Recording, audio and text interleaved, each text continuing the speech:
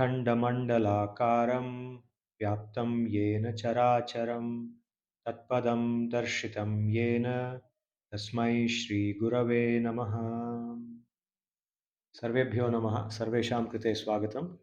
Welcome to this session. So now we are in the beginning of the 16th chapter. We have completed 2 shlokas in the 16th chapter. Today we are going to do the 3rd shloka. Let me give you a quick overview.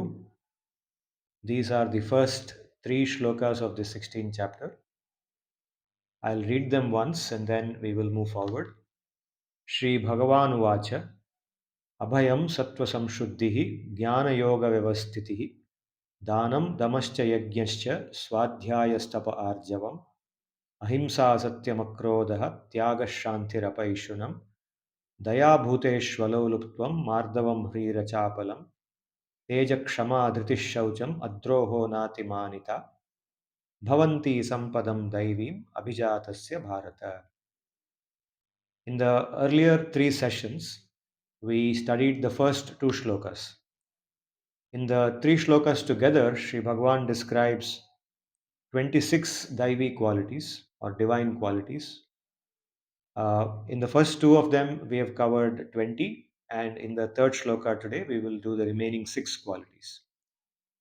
So, moving forward, this is the shloka, the 3rd shloka for today.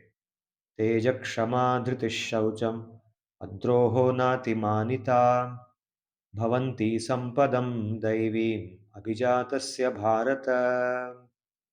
So what is Sri Bhagavan saying here? He says these 6 qualities, tejas, first one is tejas, it becomes tejaha in Prathama Vibhakti, then kshama, then dhritihi, shaucham, adroha, and na atimanita, absence of atimanita. So these 6 qualities are also a part of the list which constitute the daivi qualities. So what we will do is first we will look at these 6 qualities and then we will come back to this shloka. The first of them is tejas. So tejas refers to inner strength or courage. It's not about muscular strength as such, although of course you can say that someone with muscular strength also has tejas in them. But primarily this refers to one's inner strength, how strong one is internally, one's courage, one's confidence, not false confidence, but confidence based on their knowledge, their understanding, and their you can say the good deeds they have done, their virtues, confidence based on virtues.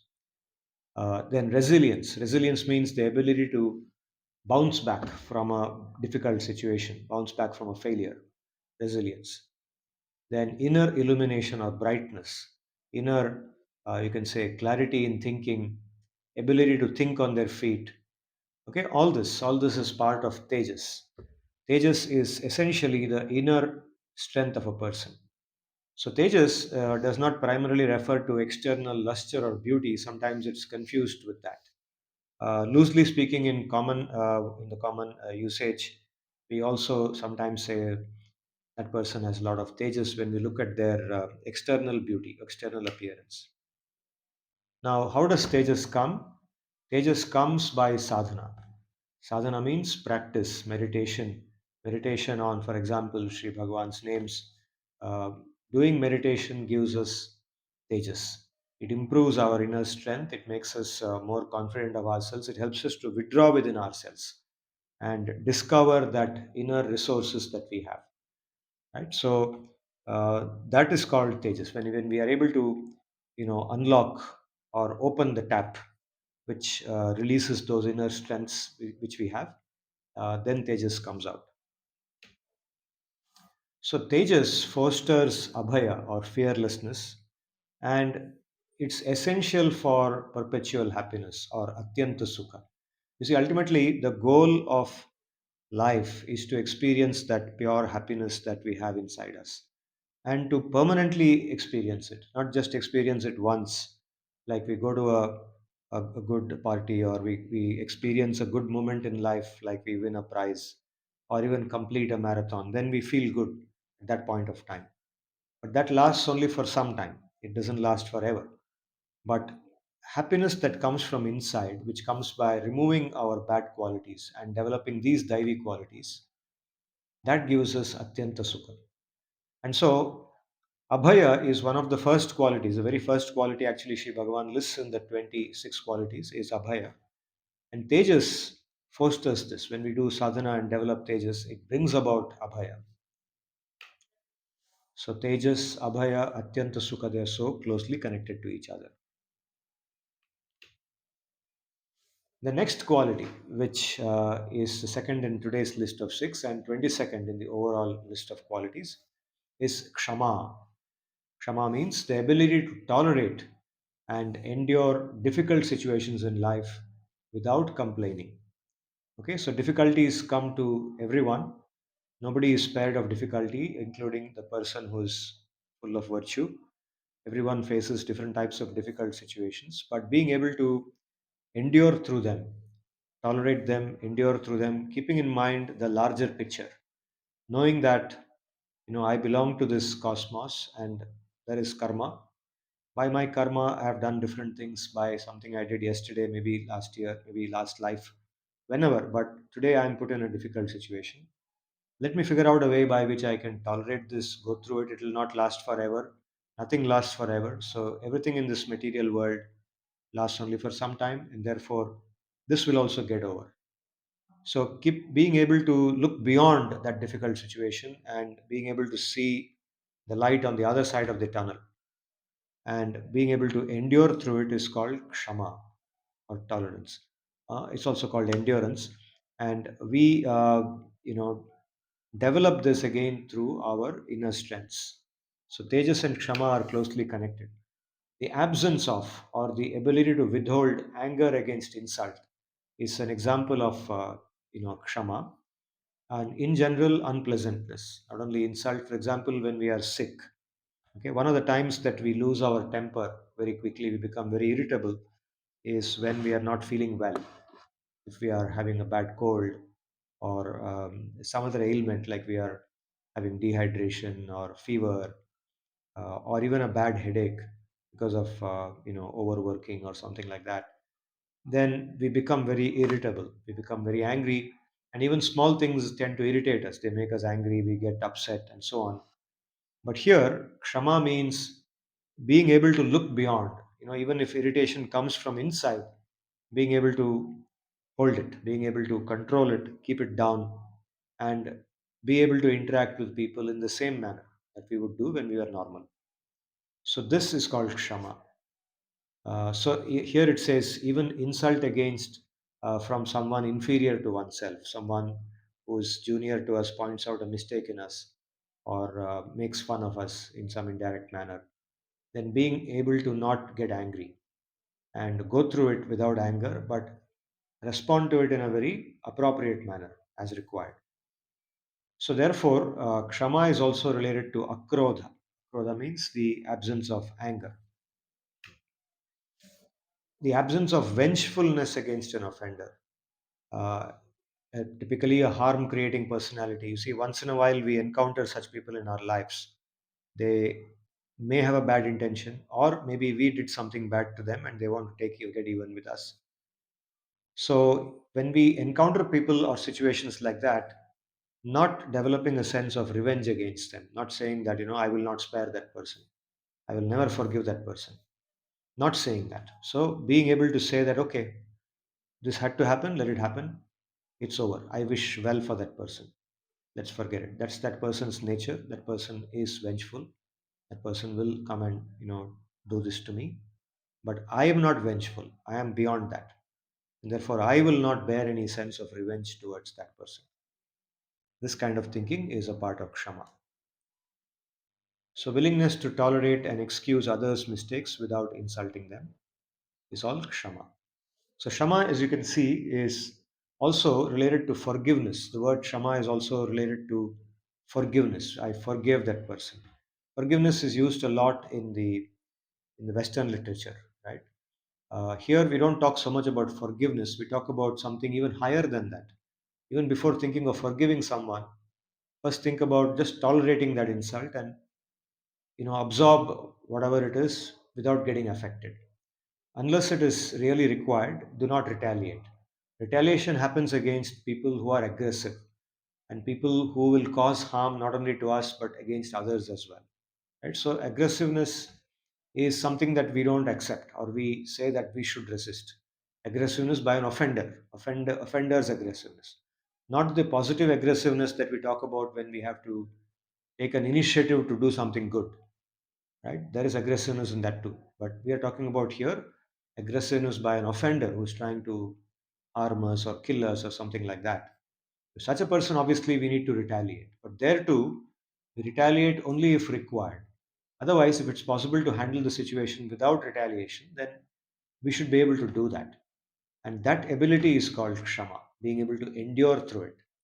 So forgiveness becomes redundant. If we are able to do this, then there is no need to forgive because we have gone beyond that, beyond even forgiveness. The third quality is dhriti. Dhriti means steadiness, being steady and resolute in something, firm, the ability to hold something for a long period of time, the ability to support, bear, sustain. So you can see it is closely connected to what we just discussed. It's closely connected to endurance, right? So let's look at a building, a tall building, or even a small building. Any building has got, the foundation on which it stands. It's got pillars to support it, and then there are beams which run from across the pillars to hold that building in place. Right? Everything else, the walls, whatever we hang on the walls, all other things, they go on the support of these things. These things like pillars, beams, foundations. So they support the whole structure.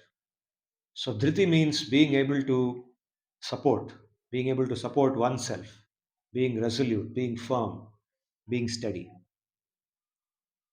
A tree is very resolute. A tree is a good example of resoluteness. It just stands from a very tender plant, it grows into a tree gradually. And once it becomes a full blown tree, it just stands for years and years and years, unmoving, right? It's just there. There's wind, there is rain, there is storms, there is very harsh summer. All kinds of things come and go. There are animals which come and inhabit there. There are people, human beings who come and cut branches from the tree. There are people who come and pluck fruits and flowers. Whatever happens, the tree does not retaliate. It just supports itself. It stands firm. It is rooted. It is firmly rooted. So this rootedness is a part of dhriti. We're rooted in something and we sustain that for a long period of time. That is dhriti. So the ability to withstand difficult times despite hurdles and failures and continue one's life's commitments. So the Pandavas, for example, going through that 13 years of Vanavas after repeated attempts to harm them, kill them, insult them, is an example of dhriti. So you can see that it's closely related to tejas and kshama. Tejas, Shama, Dhriti, they are cited together here in this shloka, and you can see how there is a very close relationship between them. The greater, one of them is, the other two also will be better. The fourth quality today is called Shaucha. Shaucha means cleanliness. Shuchihi, cleanliness. Shaucha is the property of being clean. So, Shaucha refers to uh, external cleanliness of the body and the internal purity of the mind, both types of cleanliness. So, external cleanliness of the body refers to both the outside cleanliness of the outside body, which is visible to others. Keeping, for example, a person who takes, let's say, bath 2 or 3 times a day, they are able to keep themselves bodily very clean outside, and they wear clean clothes. They don't have body odor which disturbs others, right? And they keep their mouth also clean. Everything is clean about them. They groom themselves well. Then say they look externally very clean.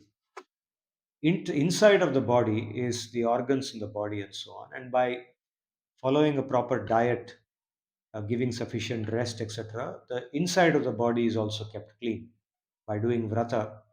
By doing vrata, let's say for example, Ekadashi. Tomorrow is Ekadashi.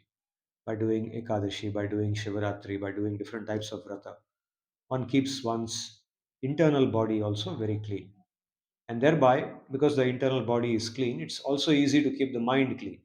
When the internal body is clean, it has an influence on the mind, and the mind also becomes more peaceful. But here, internal purity goes beyond just making the mind only peaceful, but making it free from all disturbing thoughts, free from bad desires, free from desires like karma, the aggressive greed for material wealth, freedom from all of that.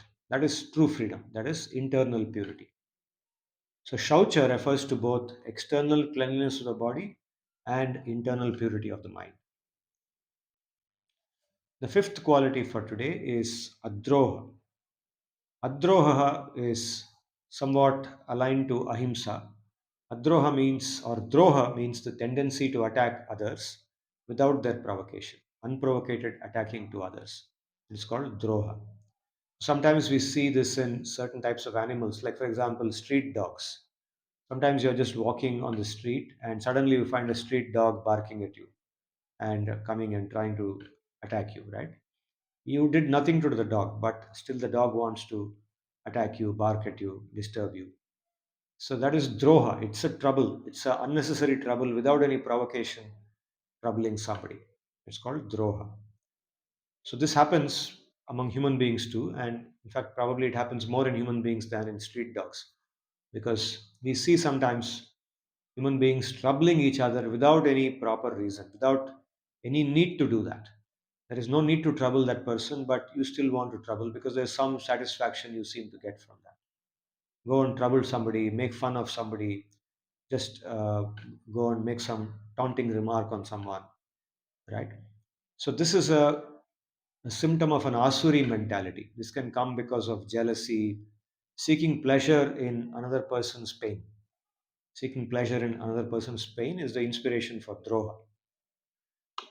So adroha is the absence of this oppressiveness or tyranny, being very calm and being very sensitive, being very conscious that I should live a life which doesn't trouble others in any manner.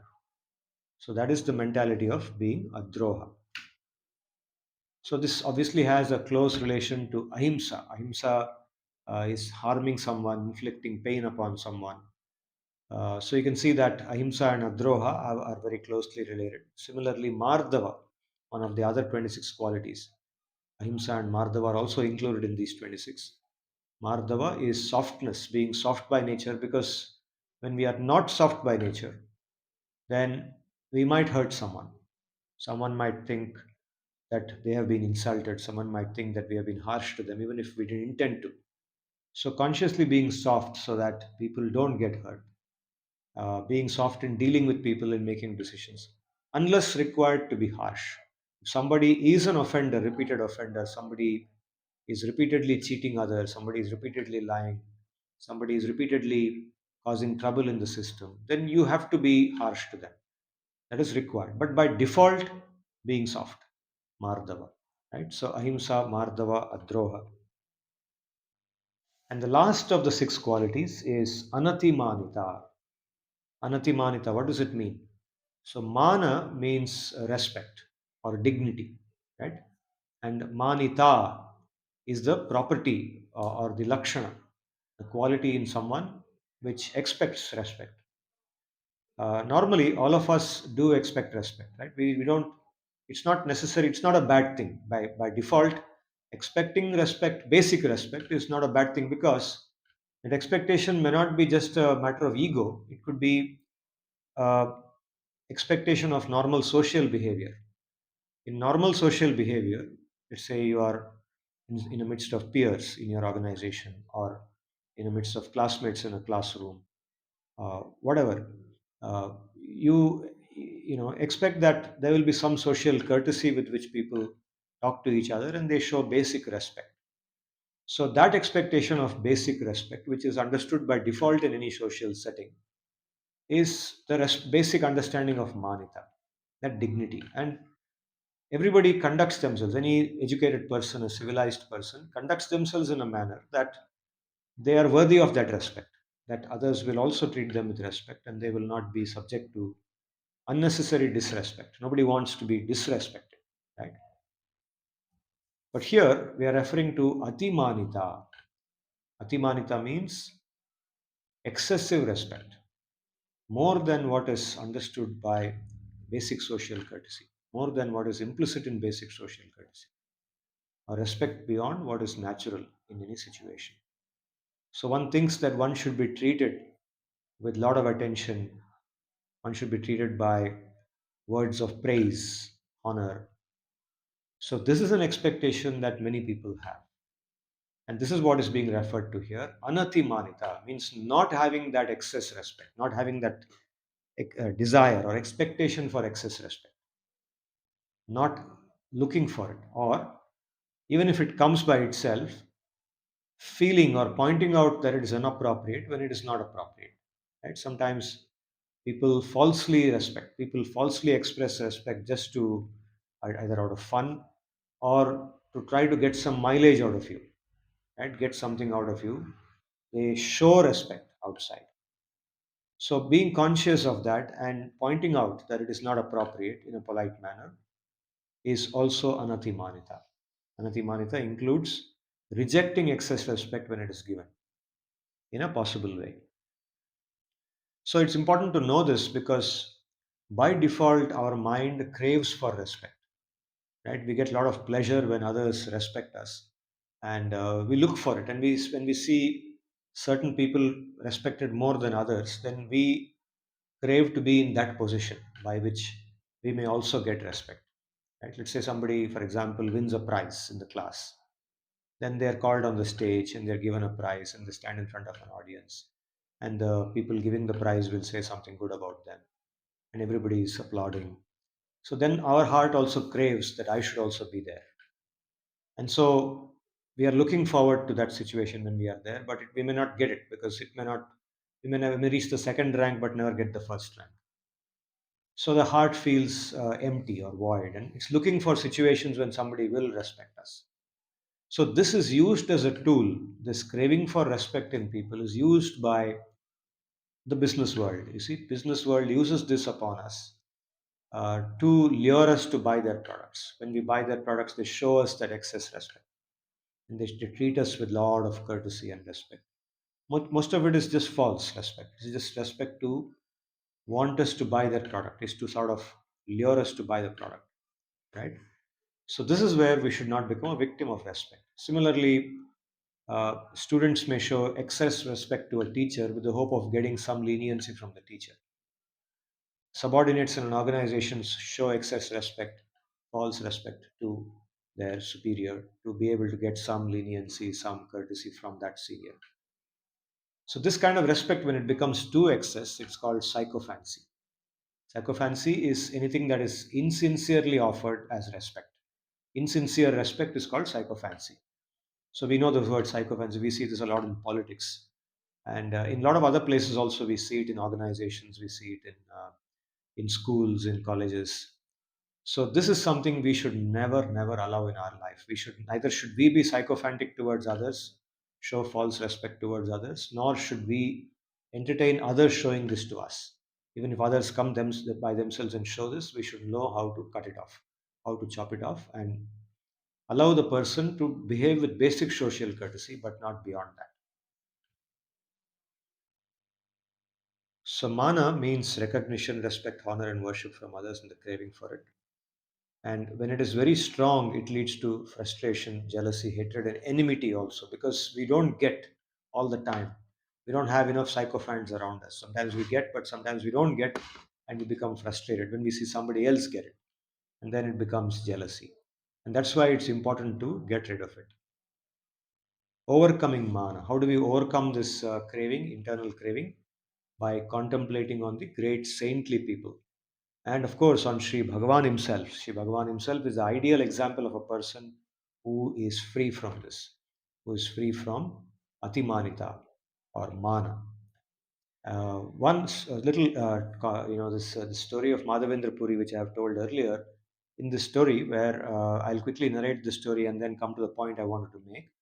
Here, Sri Madhavendra Puri is a saint. He's come from Vrindavan to Remuna. Remuna is in Odisha, and there's a temple of Shiruchor Gopinath there.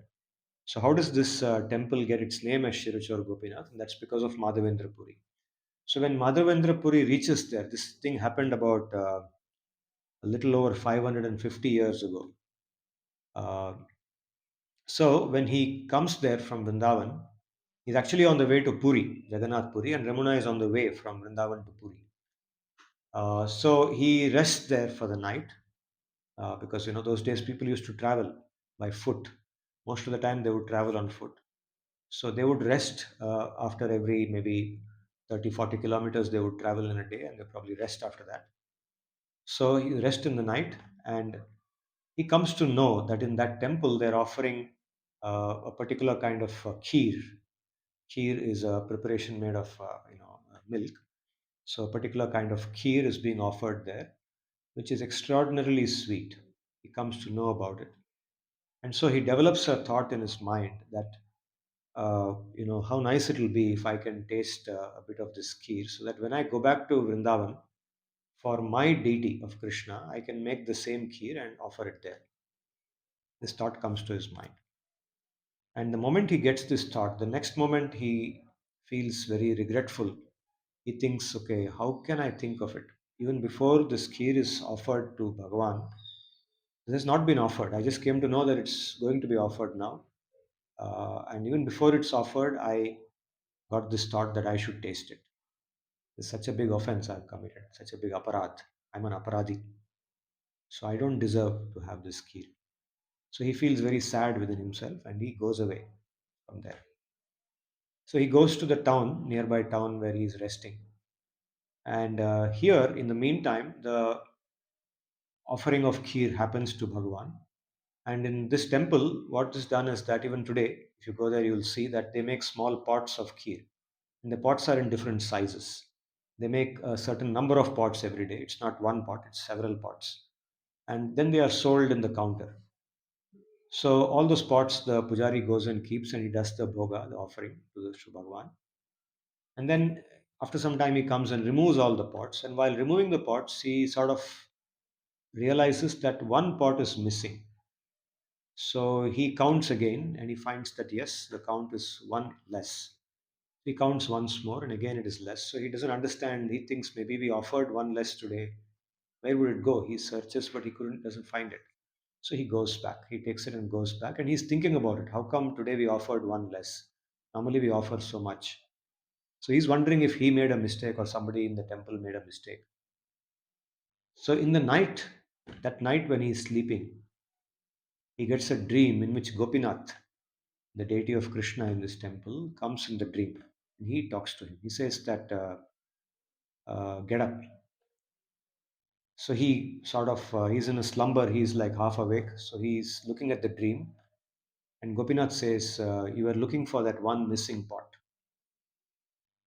Come inside the temple again, switch on the light, and you will see that I have hidden that pot under my leg because I want one of my great bhaktas, one of my greatest bhaktas has come to see me today, and I want him to taste this. I've kept it aside for him. Please come, take it, and give it to him. He tells him where he is. He says he's sleeping in the town. Go call out his name, and he will respond. Give it to him. So this pujari is now fully awake. The dream is over. He's fully awake, and he's not able to make sense of it because he has never had a dream like that. The deity has never spoken to him in his life. So he wonders whether this is true or not. Is it just a hallucination or is it really something that Sri Bhagavan himself spoke to me now? So to verify that, he gets up, he comes out. It's late, it's midnight, but he can't go inside the temple just like that because he's sleeping. So he has to take a bath again. So he takes a bath, wears proper clothes, and goes inside. And he searches in the place where Sri Bhagavan says, and he finds it. He's wow, like he's completely awed by what he finds. He says that, my God, this is an amazing Leela that I am a part of. So he takes that key and he goes outside the temple. He rushes to that place where he was told to go. He calls out the name of that Bhakta. And Madhavendra Puri comes out and he tells him, look, this is what happened. And Madhavendra Puri is also awed by it. He says, Yes, I did think about it, and I can't believe that Sri Bhagavan has done this. My God, what a amazing situation that both of us have experienced. So then Sri Madhavendra Puri, he consumes that kheer with a lot of happiness, and he's not able to control himself. He gets tears in his eyes and all that.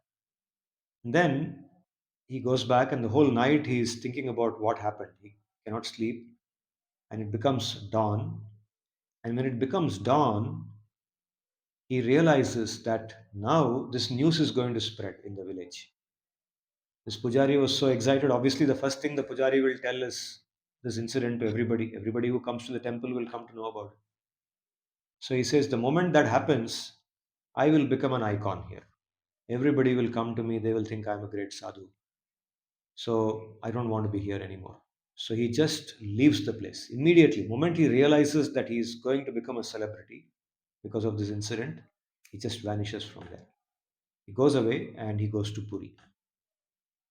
So this incident shows, and later on, of course, that is why this temple, from that day onwards, this temple came to be known as the deity of Gopinath came to be known as Kshirachora Gopinath, and even today it is known by that name, and the place is known as Kshirachora Gopinath Kshetra. And Madhavendra Puri later on he comes back after going to Puri. He goes to the temple of Puri, and the king of Puri at that time gives him what he wants.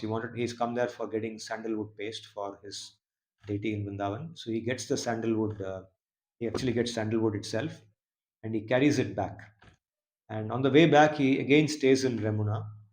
And when he stays in Remuna, the same Gopinath comes to him in a dream, and he says that now you are carrying the sandalwood for me in Vrindavan, but you can think that if you apply it to me here in Remuna itself, I will get it in Vrindavan. So you don't have to carry it back to Vrindavan. Please leave it here itself, and you can go back. So Madhavendra Puri experiences this second time with the same Gopinath. And today, Madhavendra Puri's Samadhi his Samadhi is there itself. He took Samadhi in Ramuna itself. Although he lived in Vrindavan for a long part of his life, came back to Ramuna, and his Samadhi is just next to the temple in Ramuna. So Ramuna from here, Jamshedpur is about 200 kilometers. It's just next to the town of Balasore in Odisha. So if you are somewhere here in the near future, you can go there. So this story shows how a great saintly person like Madhavendra Puri, who had all the reason to become a celebrity and could have easily become a celebrity. Actually, he was a celebrity even otherwise. He was well known among the scholars at that time. He was a very great scholar, and many of his disciples were great scholars. One of his disciples, by name Ishwara Puri, became the guru of Sri Chaitanya Mahaprabhu. He gave diksha to Chaitanya Mahaprabhu. So his greatness in society, Madhavendra Puri's greatness was well established, but he did not want it. He had nothing to do with it. He has completely shunned it, and he didn't want any more of celebrityness. So you can see how he completely rejects it and he goes away from there. So contemplating on these kind of things helps us to overcome our own weakness for mana, our own craving for mana. And such contemplation opens our understanding to reveal that there is more happiness in amanita, not craving for respect and consciously rejecting for it, than in manita. And amanita does not mean disrespect. Of course, not craving for respect does not mean craving for insult or craving for disrespect. That would be a stupid thing to do. That obviously nobody should do. Amanita, consciously avoiding, and it has a close relationship to lajja, hri. Hri is one of the 26 qualities, and hri and lajja, you can see, are also closely related, and so is amanita.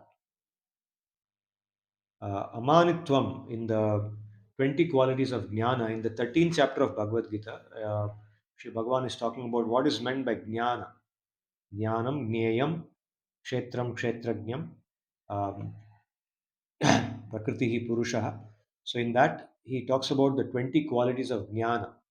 And in the 8th shloka of the 13th chapter, the very first quality among the 20 he lists is amanitvam. Amanitvam means freedom from the craving for excess respect. Amanitvam. And finally, this is a shloka from the Shikshashtakam of Sri Chaitanya Mahaprabhu. It's a very famous shloka where he says, Trinadapi sunichena taroriva sahishnuna amanina manadena kirtaniya sadaharihi. He says one should be as uh, you know as humble, or as uh, one should consider oneself as low as a blade of grass. Trinadapi sunichaha taroriva sahishnuhu. Like a tree, one should be very tolerant, and one should be amani. Amani means not craving for respect for oneself, but manadaha means always willing to give respect to others, always being respectful to others. And such a person, Kirtaniya Sadahari, such a person will be in a position to always chant the name of Hari. Chanting the name of Hari is the Yuga Dharma, is the Dharma for the Kali Yuga. And so, being an Amani and being a Manada, Amani not craving for one's own respect, but Manada giving respect to others, is a very, very essential quality in spiritual sadhana. So, with this, we complete the 26 daivi qualities, and we have done this through 4 sessions. And today, I will just summarize all of them at one shot. And as I go through this list of 26, I want you to be able to see the relationships. In fact, you can do an exercise on how do you connect these 26. Many of them are correlated with some other quality. They are not all independent, certainly not. They are all, networked. There's a network of qualities, and being in that network is actually you can say, a guarantee for happiness. If one is able to establish oneself in this network of 26 daivi qualities, one would be living in a state of happiness, regardless of the external surroundings. So here we have Abhaya, number one. Number two, Sattva Samshuddhi, purity of existence. Jnana Yoga Vyavastitihi, the focused pursuit of spiritual knowledge. Dana, charity aligned to Dharma. Number five, Dhamma, regulation and restraint of the senses from their objects. Number six, Yajna, or worship of Ishvara. Number seven, Swadhyaya, self study of the Shastra. Number eight, Tapas, austerity aligned to Dharma. Number nine, Arjava, simplicity and uprightness. Number 10, Ahimsa, non troublesomeness to others. Number 11, Satya, truthfulness. Number 12, Akrodha, absence of anger. 13, Tyaga, letting go. Shantihi, number 14, is peace and happiness, contentment in the practice of Dharma. 15 is Apaishuna, or non slander or non blasphemy. 16, Bhuta Daya, kindness and compassion towards living beings. 17, Alolupatvam, not being greedy or being not greedy. 18 is Mardava, the quality of one who is mridu, or gentle, soft, tender, etc. 19 is Hri, which is shame, embarrassment in anything aligned to adharma, or like we said today, also connected to anatima, nita. Achapala, 20, is the absence of whimsicality or looseness in one's life. And today's qualities, number 21, tejas, inner strength, courage, confidence, etc. 22 is kshama, the ability to tolerate and endure difficult situations in life without complaining. Dhritihi, firmness, steadiness, ability to hold, support, sustain. Shaucha, 24, external cleanliness of the body and internal purity of the mind. 25, adroha, absence of oppressiveness, tyranny, not attacking, not unsettling others.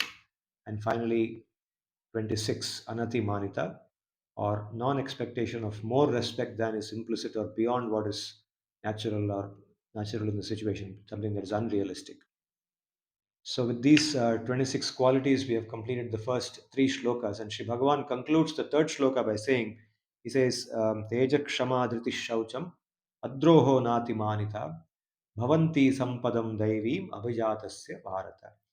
So he says, Bhavanti Sampadam Daivim Abhijatasya means one who is born, Abhijatasya Daivim Sampadam Abhijata, one who is born with Daivi Sampat. Daivi Sampat means what? Sampat means a wealth. So, wealth or an accumulation, a natural accumulation over lifetimes. Okay, where did this come from? It didn't come everything from this life. It has come from the innumerable lives that we have led in the past, the different kinds of activities, the kind of knowledge that we gained, the experiences, the shraddha that we developed. Those things have contributed to the sampat we have today. So we can have daivi sampat or asuri sampat. So daivi sampad is what is being referred to here. So bhavanti sampadam daivim abhijatasya means one who is born with that. These become the qualities of one who is born with daivi sampad. Of course, when we say one who is born with that, it does not mean only one who is born with that can have these qualities. Even if somebody is not born with those qualities, if they become aware of these qualities and the reason why these qualities should be developed, which is their own good, not for just others' good, but for their own good also. If they develop these qualities, they will be happier people. They'll be able to live a happier life in society. So, this can be developed by somebody who has the intention to develop them, who is willing to develop them and wants to develop them, can figure out and find the way to develop them. And that is what each one of us should do. So, with these words, I will stop for today and I will look forward to your questions, comments, and so on.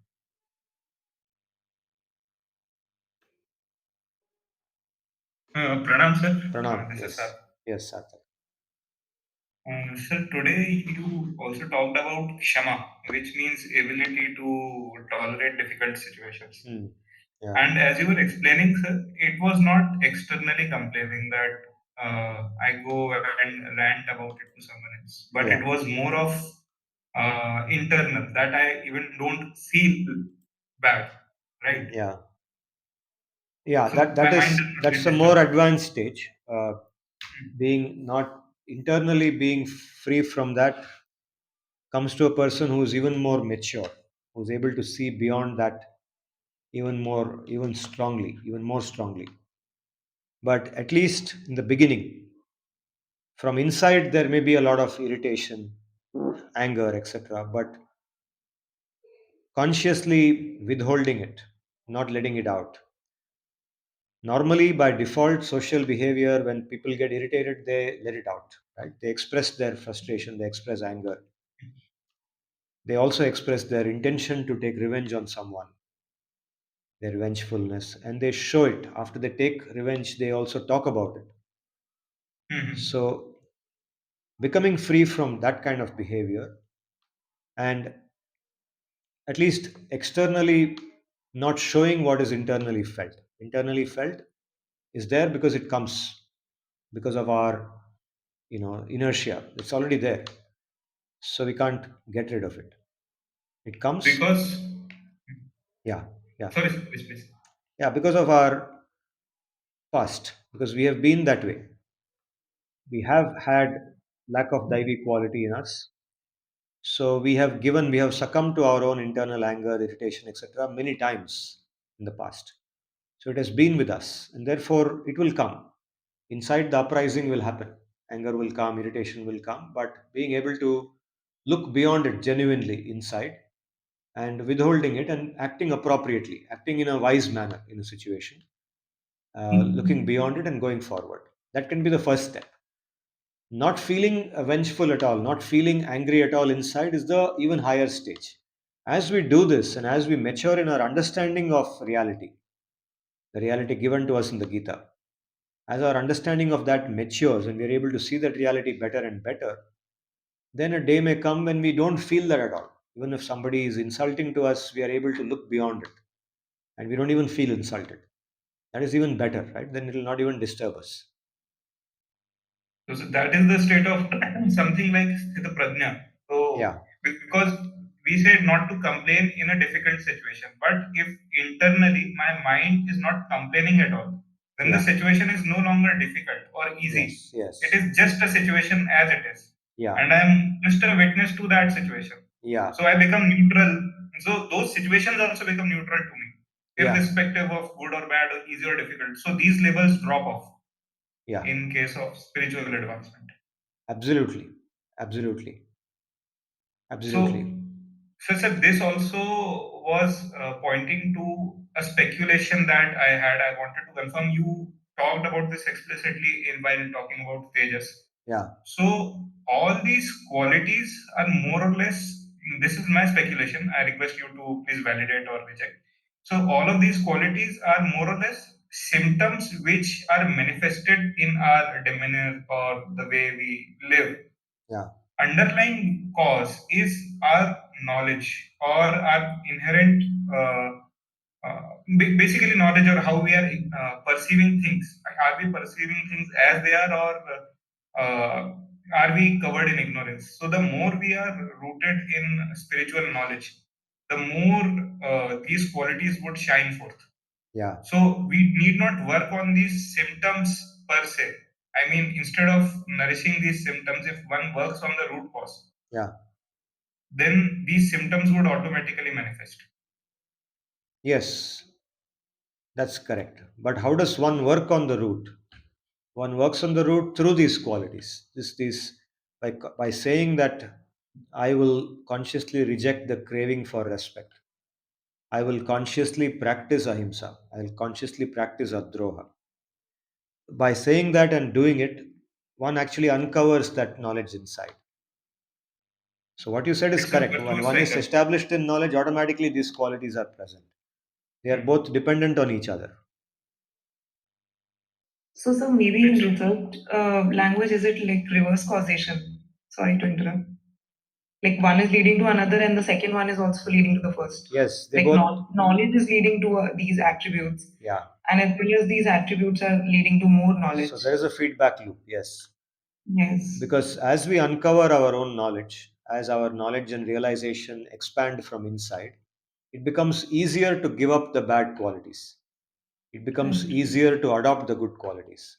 And as we adopt the good qualities, the knowledge becomes more revealed to us. The reality becomes more clear to us. We're able to see the reality better and better. So they both feed each other back and forth, they reinforce each other. And so from the beginning perspective, if we talk, then like a beginner, one should start with attributes leading to knowledge, or Yes. the other way, knowledge leading to attributes. One should start by contemplating on these qualities and on one's pure nature. So both in the beginning, the justification for overcoming the bad qualities and developing these good qualities is one's own pure nature. Theoretical knowledge, at least theoretically, we accept when we hear from the Bhagavad-gita that yes, there is truth like this. Theoretically, I Yes, sir. accept, even though I may not realize it now. But let me start working towards it consciously. And what propels me towards it, what will help me to go towards it, that is chanting of Bhagavan's names. That is why it is given as the Yuga Dharma. So, Yuga Dharma means in this Yuga, it becomes very, very easy to practice it and it's very effective. We are able to sincerely chant the names with absorption, very sincerely. Then the propulsion, the force with which we can go towards these good qualities increases. Even faster, we are able to go towards this instead of just speculating on them. You getting it? Yes, sir. Yes, sir. I could appreciate it. Mm. Thank you, sir. And there we should be very firm, that dhritihi, that firmness by saying that that is something I will do very sincerely, regardless of anything else that happens or not does not happen. I will do that very sincerely, unless, of course, the situation in my, on that particular day is such that I have absolutely no time to do it. Maybe you're traveling or one work upon another work as an emergency. In such extreme situations, you may not be able to do it, but every other day, it should be done resolutely. The japa, the sadhana, the contemplation, the reading of the shastra, etc., should be done in a very, very methodical manner. Okay. Thank you, sir.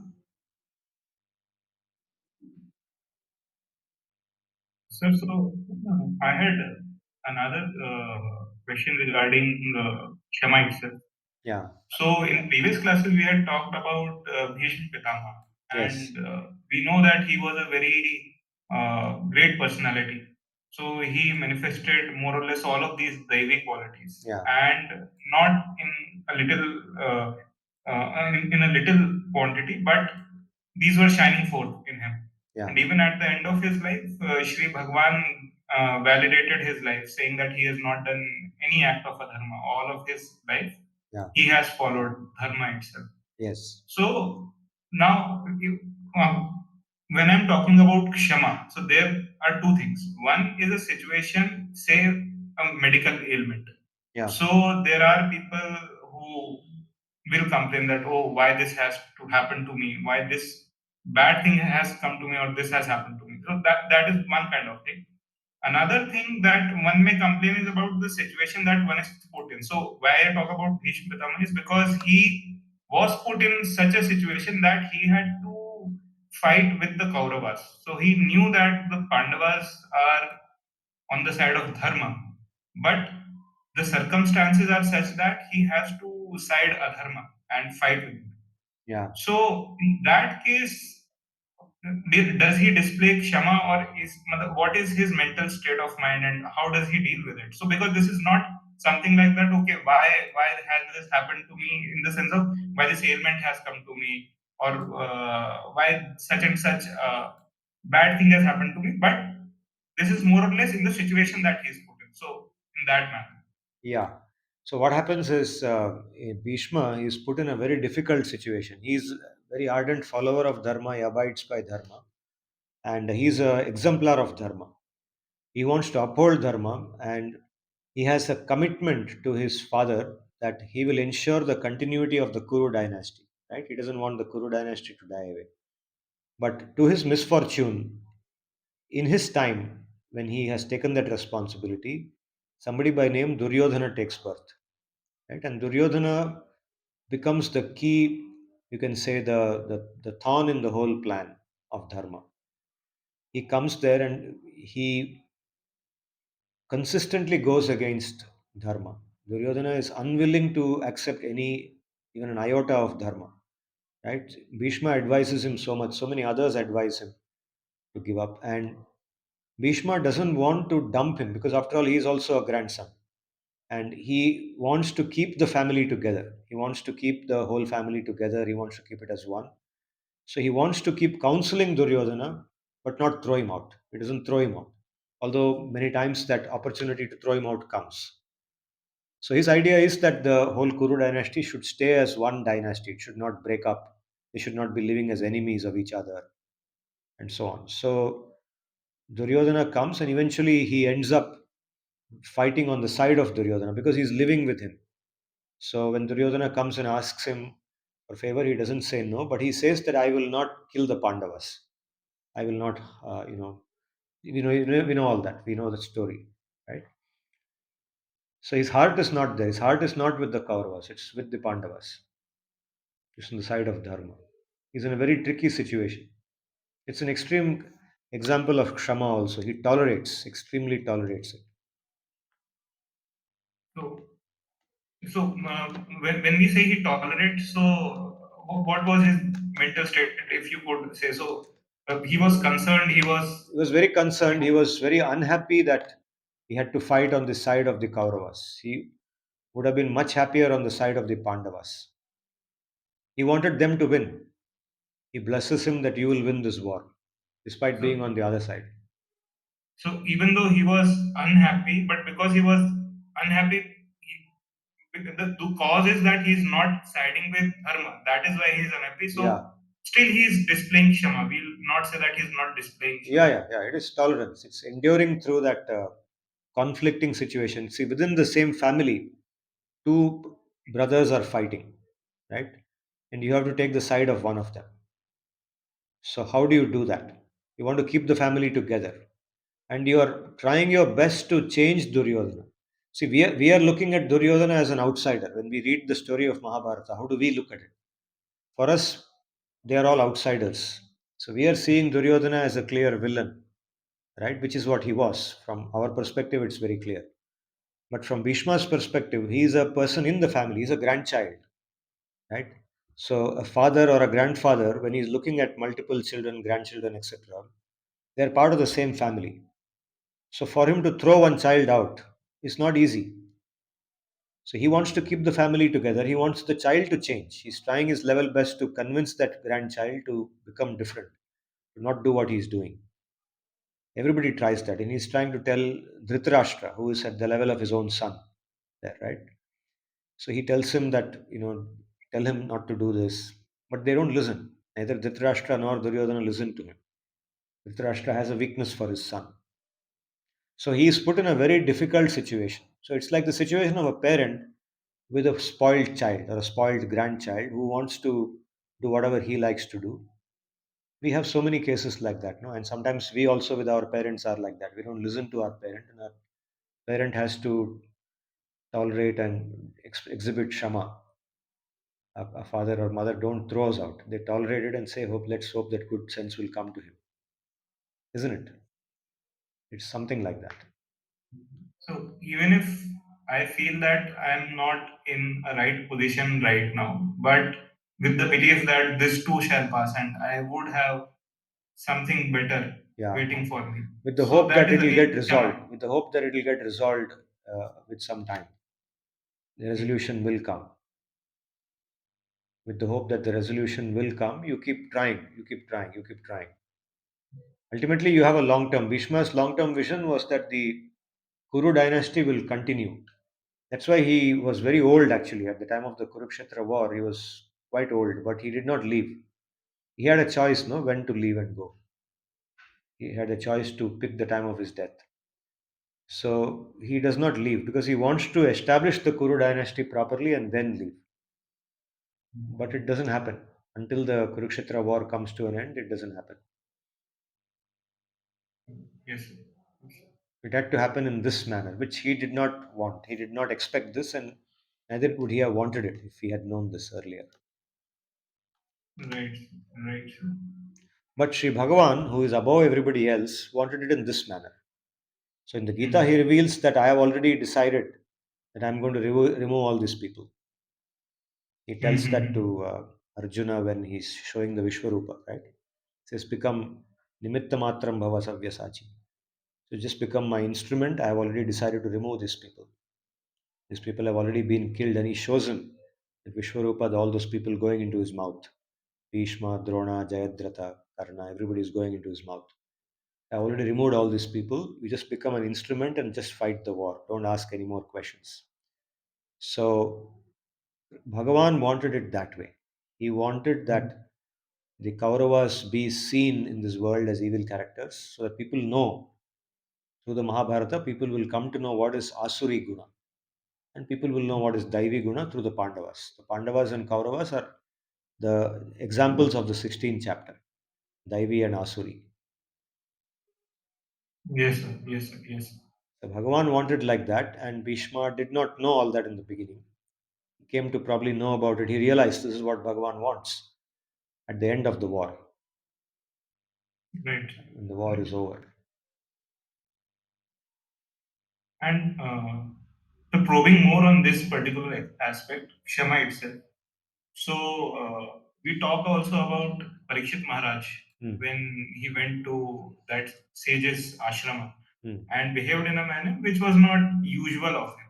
Yeah. So was that Sri Bhagwan's Leela out of which he did some act like that, or Yeah. Yeah. did he miss that Shama for that time? Or what No, happened? Parikshits is considered to be Sri Bhagwan's Leela only because he is a Mahabhagavata. He is a Bhakta. He is born as a Bhakta. Sri Bhagavan protects him in the womb when he is born, right? He Mhm. is Yes, not sir. an Yes, sir. ordinary Jivatma. He is a Mahabhagavata who is born for that Leela. So he is born and Sri Bhagavan protects him, brings him into this world, and then he lives the life of a Bhakta. And at that moment, he's put in a situation where he has to perform that aparat to that great sage and get cursed by that sage's son, and then finally meet his end in that manner. And through him, Bhagavatam comes out. Through a Mahabhagavata like Mm. him, he's called a Mahabhagavata. Through him, Bhagavatam comes into this world. He becomes the instrument for Bhagavatam to be delivered. Correct? Yes, sir. Yeah. Yes, sir. So these are not to be taken as something that will happen to us too. If I go and put a snake on some sage's neck, definitely this is not going to happen to me, right? Right. So we cannot extend that to ordinary people. We just Mhm. have to understand this as a leela. What we Mm. take from it is the fact that Bhagavatam came from there, and we should follow what the Bhagavatam says. Bhagavatam Yes, is sir. our guideline. Yes, sir. Yes, sir. Yeah. Yes, sir. Definitely, sir. Thank you, sir. Sir, I had one more question on these lines, but more on theology. Okay. So, in the Gaudiya Vaishnavism that we follow, so it is well accepted that Ramayana is a Leela of Sri Bhagwan. So even Ravana Yeah. has been put into that position because of the divine Leela. Yeah. Now, the Gaudiya Sampradaya also, we believe that the prema of Radharani is that of the highest form. Yeah. That is my understanding. Yes. So now I wanted to understand that even the prema of Radharani, there she either experiences prema or say viraha when Shri Krishna leaves the city of Vrindavan or the village of Vrindavan. Yeah. So those are the two emotions. But I wanted to know, isn't the prema of say Kaikai Mata even superior? Because she was earlier also full of love for Sri Ram and everything. But Yeah. for that particular instance, like Parikshit Maharaj put that snake. So for that particular instance, she had to take up the role of a villain. And that was again because of Sri Bhagwan's wish. So she is even willing to let go of that prema and she is willing to take up that envy for the pleasure of Sri Bhagwan. So, where does Gaudiya Vaishnavism see that kind of bhakti, wherein you are also letting go of bhakti itself? No, there is nothing called letting go of bhakti. Bhakti is something when it is pure, and bhakti is the antaranga shakti of Bhagavan. And it is Radha coming in, residing within us. When Sri Radha herself comes and resides in us as her antaranga shakti, that is called prema. That prema is always present in the heart of a bhakta.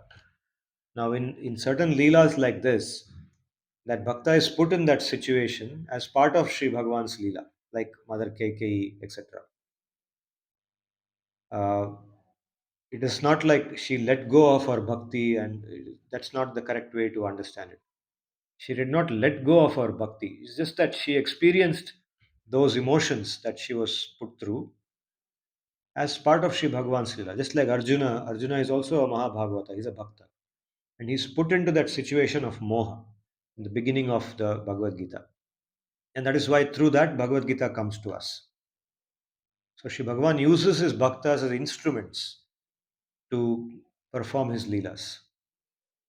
And during that, Yogamaya plays a role. Yogamaya arranges everything by which these things happen. And they're all eternal bhaktas, nitya sadhakas, nitya bhaktas, nitya siddhas actually, not nitya sadhakas, nitya siddhas, nitya siddha bhaktas. Radha's bhakti is the most pure. It's the most pure seva bhav. The purest form of seva bhav is with Radha. She is the antaranga shakti of Bhagavan. So, Mother Kaikai would be somewhere like Mother Yashoda. So, that same maternal Yeah, love, Devaki, only. the different types of Vatsalya rasa they experience. Uh, Mother Yashoda experiences one type of Vatsalya rasa. Devaki experiences another type of Vatsalya rasa. So there is Aishwarya Yukta rasa, Aishwarya Viraha, Aishwarya Rahita rasa, where Yashoda experiences that. So different types of bhaktas experience different types of rasa in Vatsalya. Yes. So, but just again coming back to the point which we were discussing. So all these bhaktas, they have this prem, they have all these different emotions. But again, for some time, be it Ravana or say Mother Kaikai, so they lost that connection with Shri Bhagwan. So, No, they did matlab, not. So if you see, for example, Kaikeyi's son is Bharata, right?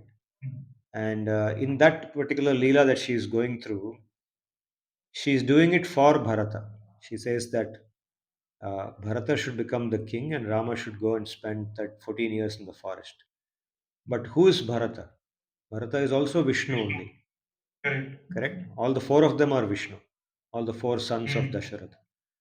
So she is the mother of Vishnu and she is showing her love to Vishnu from one form to another form. I mean, it's purely a Leela. It is not that she is losing her bhakti to Bhagavan or she is losing anything. Her intense thinking Ravana, about her intense thinking about Bhagavan is continuing through the whole Leela, through the two forms of Bhagavan. So, although in that Leela, she is not aware that they are Bhagavan and I am a Bhakta and so on. There she is like a Manushya. She is performing, she is put there in that situation by Yoga Maya.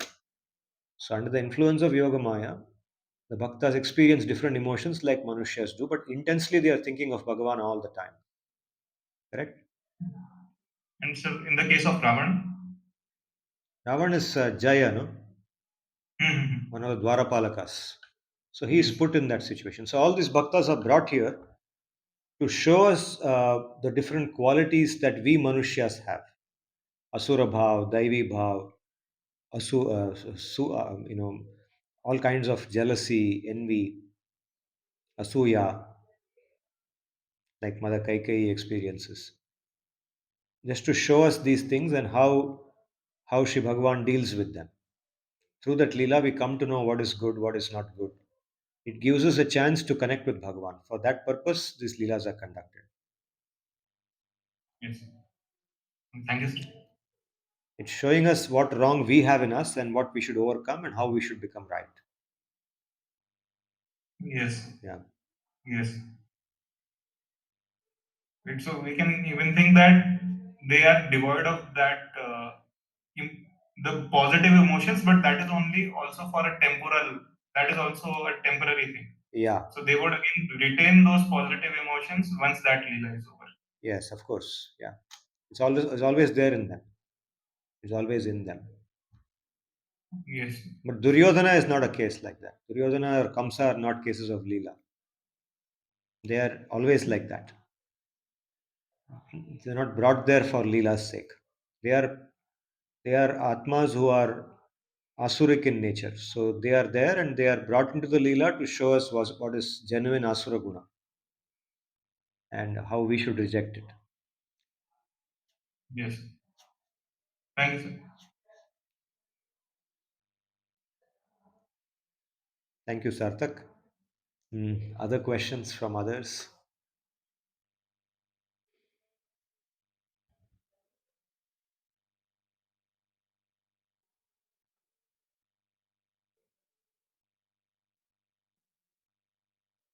Any other questions or shall we close for today?